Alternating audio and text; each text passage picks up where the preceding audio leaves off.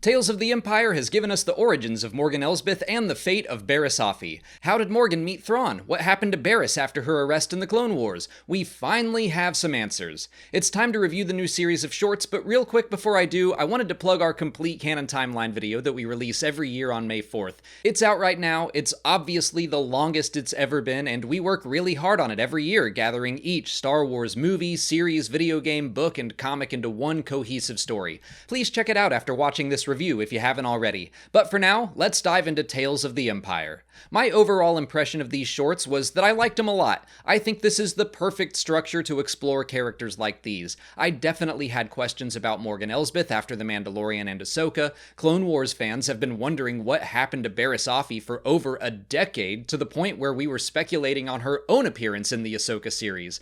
Tales of the Empire gives us the opportunity to have those questions answered without the answers feeling shoehorned into another story, while also allowing them to be proper stories of their own with depth and meaning.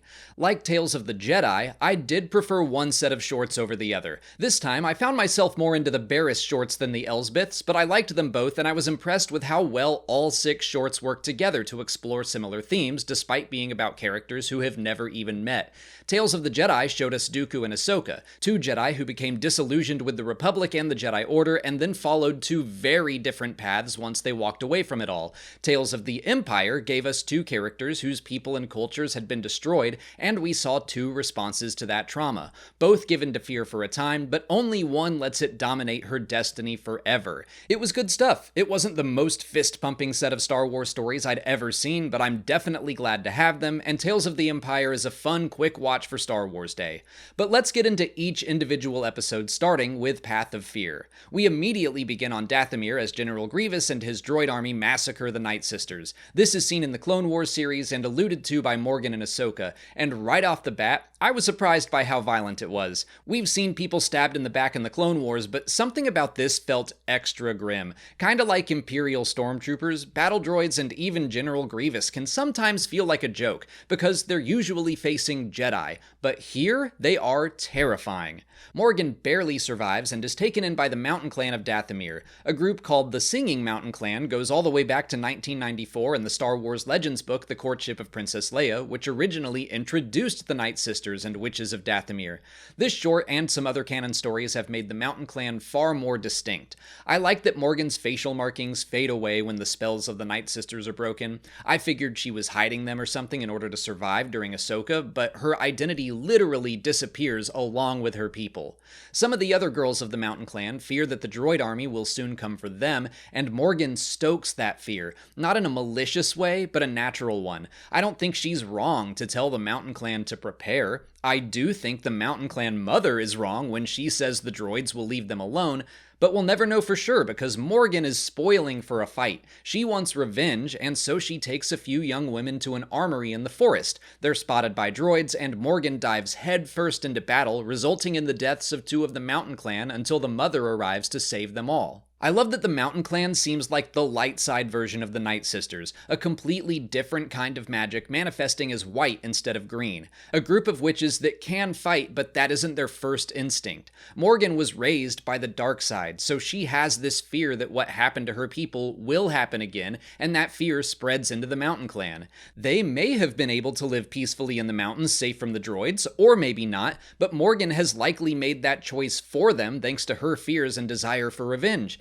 I don't expect the droids are gonna leave the Mountain Clan alone now, and Morgan herself is left alone on Dathomir. Her journey into the dark side continues with Path of Anger. Above Coruscant, we see an Imperial fleet that includes a handful of Venator-class Star Destroyers and 1 Imperial class, so we seem to still be in a transition period for the Empire. By now, Morgan is already Magistrate of Corvus, and it sounds like she was the original designer of the TIE Defender, a starfighter Thrawn attempts to bring to prominence in Star Wars Rebels. But right now, the Empire is uninterested in new starfighters and only wants to claim Corvus for its resources, except for Captain Pelion, who asks Morgan Morgan why she is helping the Empire at all, and is unsatisfied with her obvious lie of an answer. Back on Corvus, we get some insight into who Morgan has become over the past however many years. It seems like she was in search of a new people to call her own. She settled on Corvus in the midst of another forest. I think she genuinely did help the people there build up a city and industries that they hoped would bring them prosperity from the Empire, but that plan failed, and the people grew angry with her, which in turn makes Morgan angry.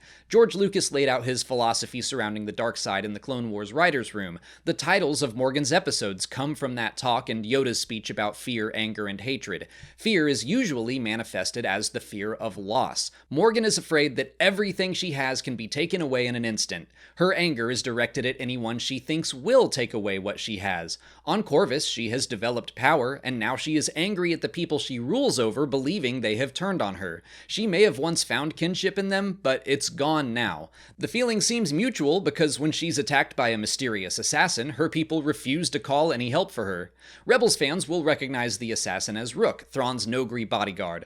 Thrawn appears shortly after, explaining that he was hoping to see a display of skill from a witch of Dathomir. He's an admiral at this point, so that should place us at least 5 years after the rise of the Empire, which makes the presence of Venators in this short a little strange, but whatever. I could see some still being used, especially as security above Coruscant. I love that Thrawn lays out the short-sighted nature of the Empire. These are the kinds of details he would normally talk about in books, not on screen, explaining how the Empire's disregard for its pilots and soldiers will eventually result in a weakened and disillusioned military. Thrawn asks Morgan again why she wants to join the Empire, and this time she answers honestly, for revenge. On the surface, I think that can be a little confusing. Who is she seeking revenge against? Because she should be seeking to hurt the Empire, not help it. Emperor Palpatine was ultimately in control of the Sith that ordered the massacre of the Night Sisters. It's very possible Morgan doesn't know that, but I think she has her sights set on a longer plan. Her entire conversation with Thrawn is about her ability to see the larger picture, while the Empire is very short-sighted. Thrawn's last line in the short is also his final line to Morgan and Ahsoka, "Long live the Empire." But in Ahsoka, Morgan quietly replies, "For Dathomir." I think she's joining the Empire for power in the moment, so she can eventually reach Peridea and bring her people back to prominence and strength. I wouldn't be surprised if she is seeking revenge against the Empire, but in her quest to achieve it, she is willing to help them, which just goes to show how lost someone can get in their own fear and darkness, which is gonna come back in the Barriss shorts. Morgan's shorts conclude in Path of Hate. Years after Path of Anger, the Empire has fallen and the New Republic has risen. An old citizen of Corvus returns as an ambassador to help the planet. But predictably, Morgan's fear and anger have only festered into hatred. She can't see that she has become exactly like General Grievous, a symbol of terror. She murders the New Republic emissaries and burns the forest around Caladan, seemingly out of spite. These shorts end much the way they began, with a burning world, except this time, Morgan is responsible, and she's subjugating her people in her quest to bring back the Night Sisters after having a vision of their return. I love how the final shot mirrors the start of Morgan's journey. It's a dark ending, but not without hope. The New Republic gets a distress signal out, which is heard by Bo-Katan. The revelation is accompanied by a hint of Ahsoka Tano's theme, because of course she is the one who travels to Corvus to help its people. And now we have a much clearer version of events surrounding the fall of Morgan Elsbeth and her relationship to Thrawn. Now let's move on to the Barriss Offee shorts, which I was definitely more excited to see. Devoted starts with Barriss awakening in prison to witness the Jedi Temple burning. After her terrorist attack and arrest in Season 5 of the Clone Wars, she is no longer considered to be a Jedi and offered a chance to outlive the Jedi Order. Her journey matches up well with Delilah Dawson's book Inquisitor Rise of the Red Blade, which came out last year and followed the 13th sister, Escata Karis. Palpatine noted her as someone who might be willing to turn against the Jedi and join the Inquisitors. She was spared from Order 66 and then was briefly held in a prison where she thought she could hear the sea. I wondered if that could have been the Fortress Inquisitorius on Ner, but figured it was way too early for it to be built. Well, that turns out to be true because it is currently under construction, and I love that. Barriss and 2 other Jedi or Padawans are introduced to the Grand Inquisitor, who tells them they might be able to join a new group of Force users that will protect the Empire. They're sent to their quarters and told to wait, but one of them, Amar, recognizes that this new organization is no better than the Jedi. Jedi. Whoever these other two are, they would have been like Barriss or Iscat. They would have been disillusioned with the Jedi Order and singled out to potentially be turned. I like that of the three of them, Barriss is the one to maintain some Jedi sensibilities. Amar leaves and is killed, Dante paces around nervously, but she sits and meditates, showing that she still has some Jedi in her. The Grand Inquisitor then takes Barriss to an especially creepy room that makes me think the Fortress Inquisitorius was built on Nur for a reason besides just being close to Mustafar. The Darth Vader comics show that Vader built his castle above some old darkside ruins. The Fortress Inquisitorius seems similar. We have Imperial architecture mixed with caves and ruins. I wouldn't be surprised if there's more to learn about this location. Within, the Grand Inquisitor pushes Barriss to attack an unarmed opponent and embrace a more aggressive fighting style. He demands she stop fighting like a Jedi until she unleashes her full power, and so she is taken to the next test, a fight to the death against Dante. At first, she refuses to fight, but eventually uses the dark side to choke her opponent and snap his neck, which isn't the first time she has done so. She force-choked Letta Termund in the Clone Wars to frame Ahsoka for her attack on the Jedi Temple. I like how this is treated as more sinister than simply picking up a lightsaber to kill Dante. All her life, Barriss was trained in the light side. To use the dark side to take someone else's life is a complete perversion of her beliefs, but she does so to survive. She is accepted into the Inquisitorius and bows to Darth Vader, the man she very recently fought against during her initial fall to the dark side. She's now fighting alongside one of the very people she was condemning during the Clone Wars, and the Grand Inquisitor proclaims, "Long live the Empire," just like Thrawn and Morgan Short.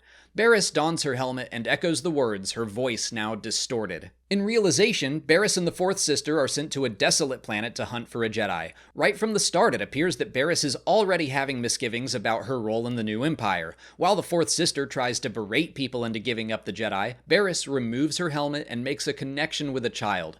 This scene was rough, because she has herself convinced that she's doing the right thing. She does think the Jedi are worth eliminating right now. She saw them as enemies at the end of the Clone Wars, and she very nicely convinces this kid to tell her what they need to know, because in her mind, they will now leave peacefully and go after their actual enemy. But the Fourth Sister goes from one of the Inquisitors we knew the least about to one of the most despicable of them all. And that poor kid, they're certain to be blaming themselves for listening to the nice lady and telling the truth. At the top of a mountain in a duel with their Jedi target, Barriss has her big realization. She sees firsthand what Amar said is true. The Empire definitely isn't better than the Jedi. They are far worse. The Jedi were flawed, yes, and some of Barriss's accusations in the Clone Wars hold some water. The Jedi Order had lost their way and took part in the suffering of the galaxy. But to be a Jedi is to stand for the defense of light and life. I think Barriss believed she would still be doing that as an Inquisitor until she saw the Fourth Sister spreading terror and suffering,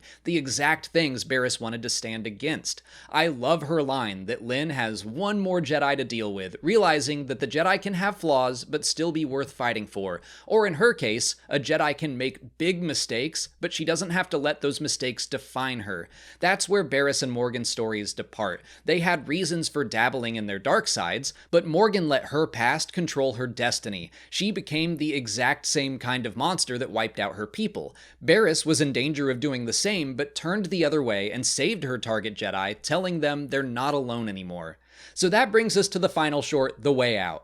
On a snowy world, a family hopes to bring their son to someone called the Healer. Of course that's Barriss, and she's looking much older. The family is on the run from the Empire because their son is Force sensitive. The Fourth Sister arrives shortly after, and Barriss tells the family and her followers to flee in her ship. She gives them the coordinates to an old friend who will know what to do. That could mean so many things. I would assume she's talking about Ahsoka. I think it's a safe bet Barriss would be sending this family to the Hidden Path, and it wouldn't surprise me to learn Ahsoka was part of that group.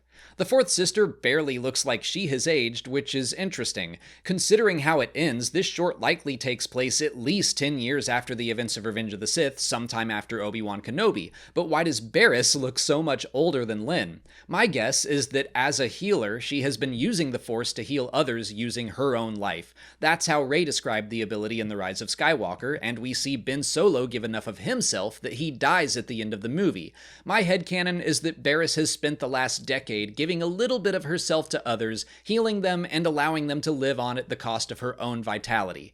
Barriss dodges the Fourth Sister's attack, similar to her training session with the Grand Inquisitor.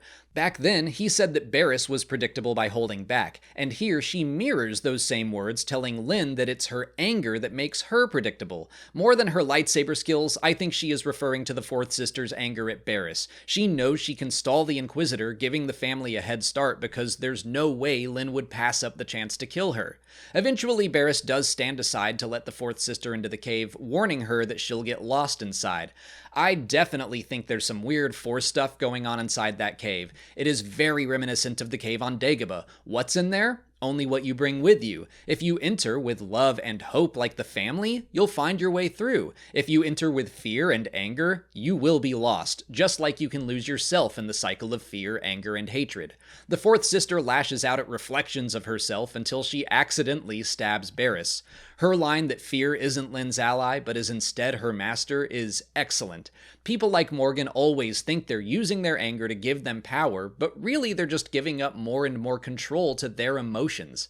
Groups like the Empire and the people who lead them want you to feel trapped by those emotions. They want you stuck in a news cycle that causes fear and anger because you are then more easily controlled, and it's easy to give into, it's easy to get stuck. But with Barriss's apparent dying breaths, she brings Lyn back to herself, back to being a Jedi that fights to protect life instead of take it. She promises to get Barriss out of the cave, leaves her Inquisitor's lightsaber behind, and her selfless act offers her the way out. I don't know if Barriss lived or died. It looked like her breathing stopped in the cave, but I do think there's a possibility that Lyn may have saved her, which, yes, probably means we will still be wondering what happened to Barriss for a while. I also have other questions, like what was Barriss's Inquisitor name, but those questions aren't important right now. This story isn't about trivia, it's about how Barriss saved herself and saved Lyn.